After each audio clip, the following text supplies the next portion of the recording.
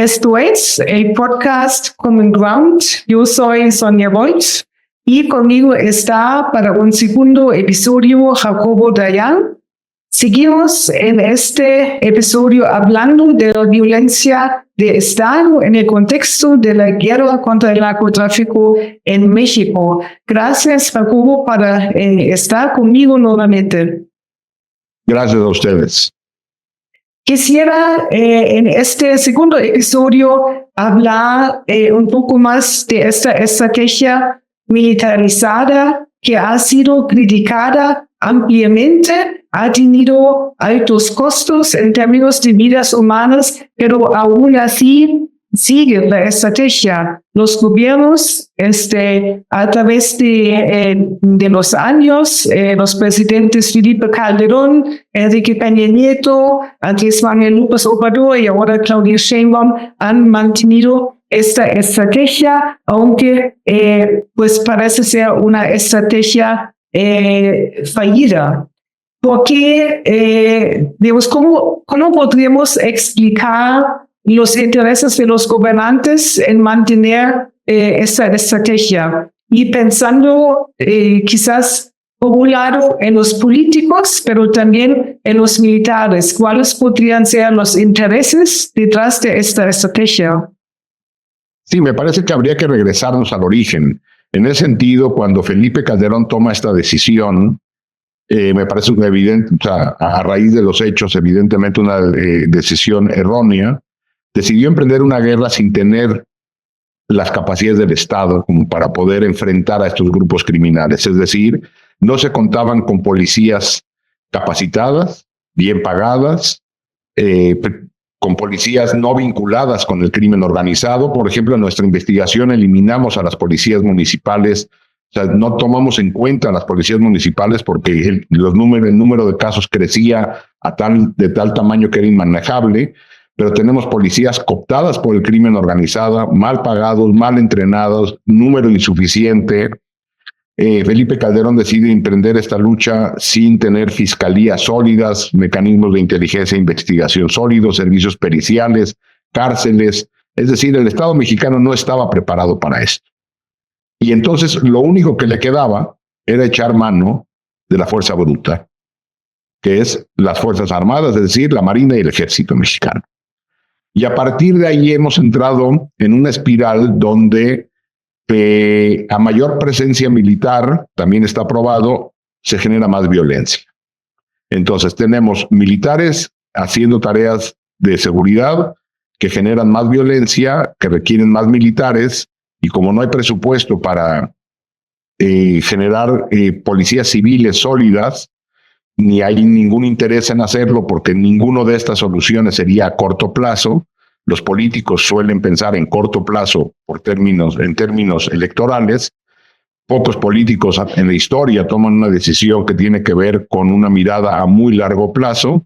Lo que hemos tenido son un abandono de las policías, un abandono de las fiscalías, y la única alternativa que queda es, a falta de justicia, cambiar el marco normativo para meter a prisión a quien sea. De ahí todas las reformas de prisión preventiva oficiosa y tantas otras reformas que tienen que ver con no hacer investigaciones de fondo, sino presumir culpabilidad de tener el arraigo en su momento, la prisión preventiva oficiosa ahora, y por otro lado seguir invirtiendo en militares. Y evidentemente esto ha ido empoderando a las Fuerzas Armadas mexicanas, que también, si hacemos un repaso histórico de nuestras Fuerzas Armadas, habían permanecido, a diferencia de las Fuerzas Armadas en otras partes de América Latina, lejos del poder político, o de menos lejos después de la Segunda Guerra Mundial en México, donde dejaron de tener papel central incluso en la presidencia de la República. Siempre había militares, a partir de Miguel Alemán dejaron de serlo, pero se habían mantenido al margen de la política a través de ciertas concesiones que tenían que ver con entrega de recursos económicos, no meterse dentro de las Fuerzas Armadas para investigar corrupción, lo que se vivió en este país durante los años del priismo. A partir de entonces han ido adquiriendo mayor responsabilidad, mayor peso político y mayor presupuesto. y sin ningún control.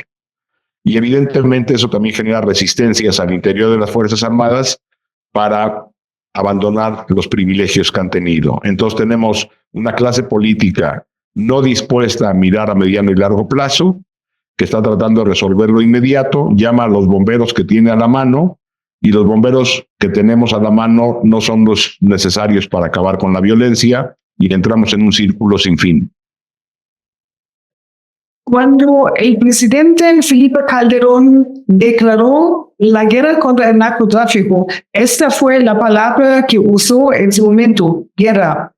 Posteriormente, cuando empezaron a darse críticas de esa estrategia, el presidente Calderón negó que jamás había usado esa palabra guerra.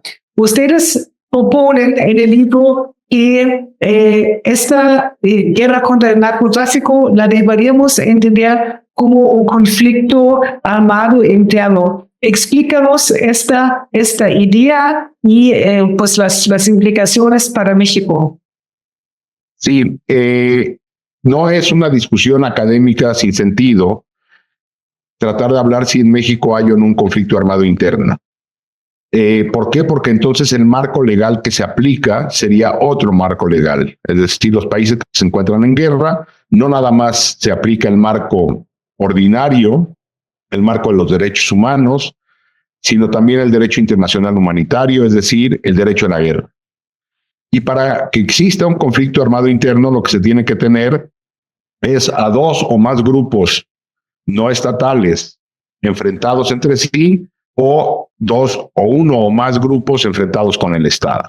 De ahí vienen las guerras civiles internas o cualquier otro tipo de conflictividad interna. Para ello, lo que se tiene que cumplir o que probar es de que los grupos, el Estado tiene estructura, tiene organigrama, tiene funciones, tiene capacidad de fuego, eso no cabe duda. Es si los otros actores tienen estructura propia, es decir, que no estamos ante violencia típica de disturbios o violencia ordinaria, sino grupos armados con una estructura interna de operaciones sólida, una capacidad de fuego capaz de mantenerla por largo tiempo, con algún tipo de control territorial y un nivel de fuerza o de violencia que se esté generando que sobrepase los estándares ordinarios de disturbios o violencia, incluso violencia generalizada. Entonces, me parece que a partir del análisis de la información que tenemos de los grupos criminales, vemos la capacidad de fuego, el control territorial, la violencia que generan históricamente el cártel de Sinaloa o el cártel Jalisco, el cártel del Golfo, los Zetas, familia michoacana, los números del cártel de Juárez en su momento, la capacidad de fuego que tienen, el control territorial y la violencia que generan, nos podría llevar a afirmar, no de que vivimos en una guerra interna o conflicto armado interno permanente en todo el territorio, pero sí podríamos identificar que en ciertas partes del país, no pocas, en algunos momentos, no pocos, estamos en un conflicto armado interno. Esto evidentemente tendría implicaciones de todo tipo, económicas, políticas. No es lo mismo decir que un país tiene problemas de seguridad a decir que un país se encuentra en guerra interna. Repito, las implicaciones serían enormes en cuanto a la imagen del país, al turismo, a la economía y a la visión que tiene el mundo entero de lo que ocurre y de México como país. Pero no hacerlo implica no tener las herramientas como para enfrentarlo. Tendríamos que tener presencia de la Cruz Roja Internacional, por ejemplo, revisando lo que ocurre en nuestro país. Si estuviéramos en guerra lo estaría haciendo. Y la protección que otorga el derecho internacional humanitario. Creo que nombrar las cosas por su nombre, a Colombia, por ejemplo, le sirvió aceptar que vivía en un conflicto armado interno, al grado de que tuvo que sentarse a negociar con las FARC en su momento, y ahora intentando hacerlo con el ELN. Pero en México, las cifras que tenemos, la capacidad de violencia, el control territorial, es decir, hay zonas del país donde el Estado no es el Estado. La autoridad de facto es el crimen organizado. Eso es un conflicto armado interno. En el libro ustedes hablan de los señores de la guerra. Cuando pensamos en responsabilidades, ¿quiénes son los culpables que se deberían llevar ante la justicia internacional? ¿Son los responsables los militares que cometen crímenes o son los políticos que los mandan a la guerra o son los dos? Sí, bien, primero habría que presionar más para que esto se vaya, que la Corte Penal Internacional, que sería la que podría investigar lo que ocurre en México, abra de menos un examen preliminar, una investigación preliminar por crímenes de guerra, y si no está dispuesto a hacerlo por crímenes de guerra, de menos por crímenes contra la humanidad, que eso ya está más que claro que en nuestro país ocurre, es decir, un ataque generalizado o sistemático contra población civil, en asesinatos, desapariciones, tortura, desplazamiento forzado, trata de personas, un sinnúmero de crímenes. Y evidentemente en la justicia internacional, pero también tendría que ser en la justicia nacional, habría que empezar por los máximos responsables de los peores crímenes. Por ahí habría que empezar. ¿Quiénes estarían ahí? Evidentemente la cúpula militar. Bueno, primero, para que no se piense que es un asunto contra el Estado, nada más. Primero, la cúpula criminal. Es decir, todos estos criminales, pensemos incluso en los que están detenidos en Estados Unidos, por hablar de los más famosos otra vez, el Chapo Guzmán, el Mayo, acaba de ser liberado Osiel Cárdenas, por ejemplo.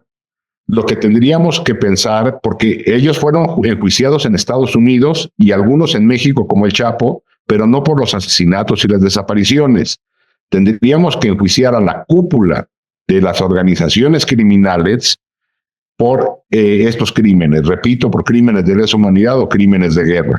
Y evidentemente a los agentes del Estado por la colusión con estos grupos criminales y por los crímenes que ha cometido el Estado, cuando menos a la cúpula de la diligencia de seguridad pública federal y de buena parte de los estados del país, muy probablemente buena parte de los fiscales del país, tanto estatales y federales, evidentemente algunos gobernadores vinculados con el crimen organizado. Recordemos el caso de Javier Duarte, es un caso muy conocido, y probablemente incluso los secretarios de la Defensa, de la Marina, de Seguridad Pública, y en algunos casos donde se pueda probar la responsabilidad por acción o por omisión de la Presidencia de la República. Cuando estaba revisando el libro que ustedes han publicado, me llevé la sensación de que esa idea de la justicia internacional quizás no la ven como muy factible, ¿no? Por otro lado, hacen mención de las acciones que la sociedad civil organizada ha tomado. ¿Podemos hablar un poco de cuáles han sido estas acciones? Sí, no vemos factible la justicia internacional por un problema político, no por un problema de que no sea competencia de instancias internacionales. Incluso este libro fue parte de una comunicación que se envió a la Corte Penal Internacional, que se acumula a muchas otras comunicaciones que se han mandado desde la academia, los colectivos de víctimas o las organizaciones de sociedad civil, a la Corte Penal Internacional, documentando distintos fenómenos de asesinato, desapariciones, tortura, tanto de agentes del Estado como de grupos criminales.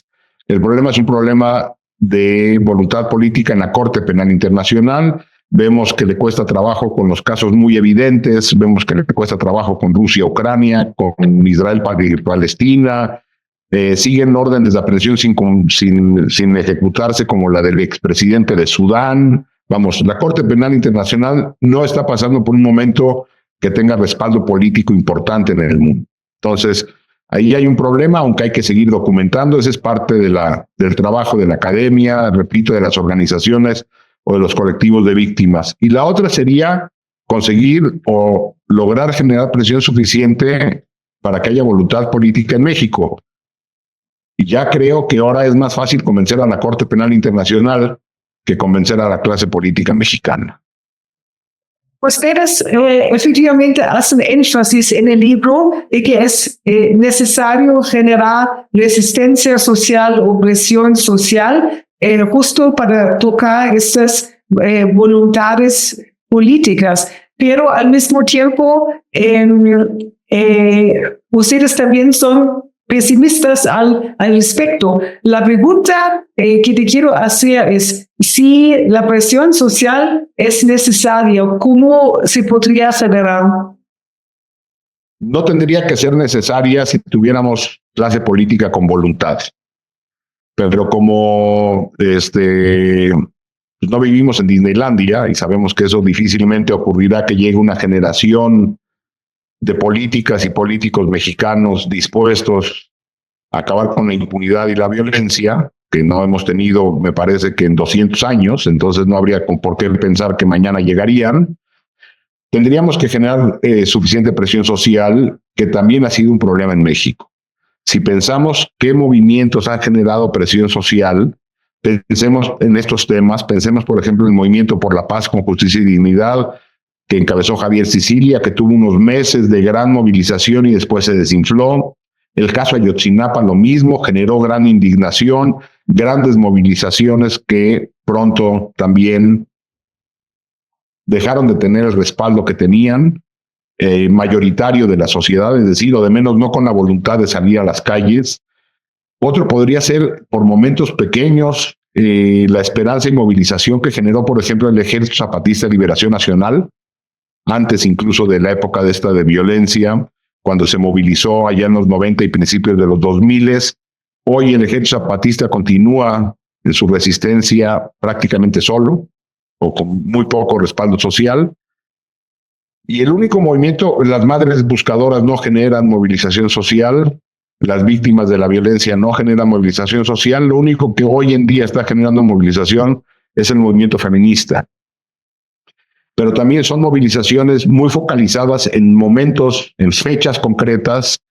Entonces tampoco yo soy muy optimista, ni poco optimista, más bien soy cero optimista en que en este país podamos generar presión social. Parece que somos una sociedad que tolera lo intolerable y nos podemos sobrepasar todos los días.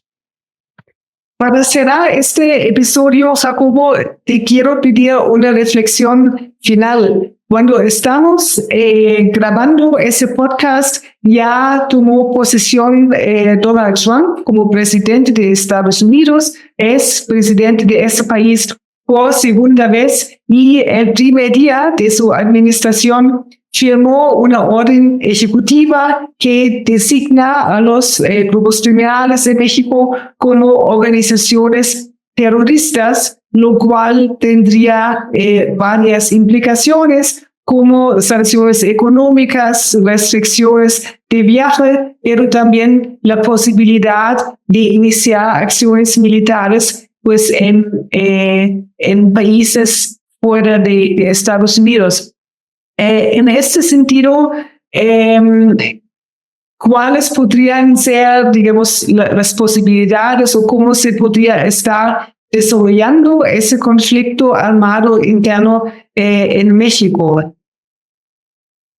Pues esto nada más viene a aumentar el problema, porque seguramente la única alternativa que tendrá el gobierno de México es mostrar más mano dura. Es decir, al gobierno de los Estados Unidos y particularmente al de Donald Trump no le preocupa la militarización del país de México, no le preocupa la impunidad en México. Lo que le preocupa, en teoría, me parece que también tiene una carga discursiva enorme, más allá del problema real del narcotráfico, es que México se haga cargo o generar presión para que México se haga cargo de los grupos criminales aquí adentro. Pero no a través del Estado de Derecho, no a través de la atención a las víctimas, no a través de los mecanismos que nos llevarían a la reducción de la violencia, sino la utilización de la mano dura.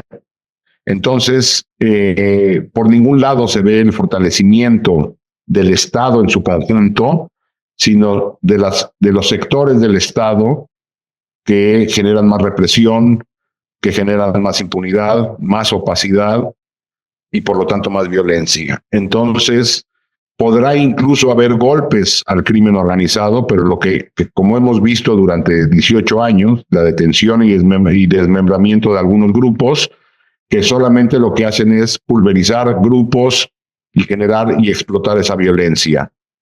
No creo que la presión de Trump vaya a generar una reducción de la militarización del país, ni reducción de las políticas en materia de justicia que criminalizan cualquier acto. Entonces, la presión de Donald Trump solamente agravará el problema. Este fue el segundo episodio del podcast Coming Ground, donde hablamos de la violencia de Estado en el contexto de la guerra contra el narcotráfico en México. Le agradezco muchísimo a Jacobo Dayan, especialista en Derecho Penal Internacional, por su participación. Gracias, Jacobo. Gracias, Onya.